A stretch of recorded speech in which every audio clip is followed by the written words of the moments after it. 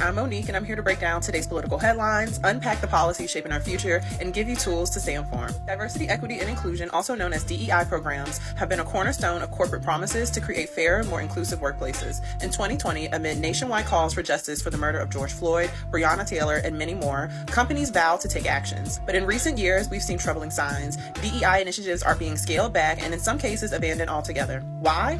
Today, we're exploring how policy changes, like Donald Trump's new executive orders, and some uncomfortable truths about workplace equity are driving this shift. And we'll also talk about why Black women, often most qualified candidates, are hit hardest by these rollbacks. First, let's talk about the role of public policy. In late 2024, Donald Trump introduced a new executive order that builds on his controversial 2020 policy.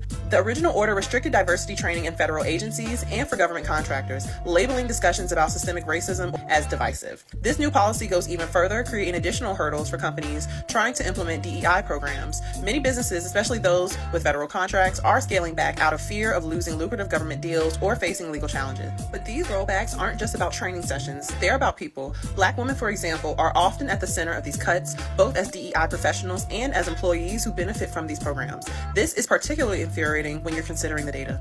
This disconnect between qualifications and opportunity is exactly what DEI programs are designed to address. They create mentorship opportunities, advocate for equitable hiring and promotions, and ensure that talented individuals aren't overlooked because of systemic biases. Policies like Trump's executive order send a clear message: DEI isn't a priority. And that message ripples all through corporate America, leading companies to deprioritize equity initiatives. The results: marginalized employees lose critical support systems, and companies miss out on the innovation and creativity from these diverse teams. So what can we do? First, let's acknowledge the facts. DEI isn't just about fairness, it's about creating stronger, more competitive workplaces. Black women and other marginalized groups bring unmatched talent, qualifications, and perspectives. It's really up to us as consumers, employees, and advocates to hold companies accountable and push back against policies that undermine our progress. Because when equity takes a backseat, everyone loses. My personal advice is stop spending money in places that obviously do not value you as a customer. Take your dollar where it is valued, reinvest into your own community, especially small, Black, and minority-owned businesses. That is where you can get the most bang for your buck. Not at Target, not at Walmart, Amazon, but we know this already, so. But yeah, make sure y'all follow me for more.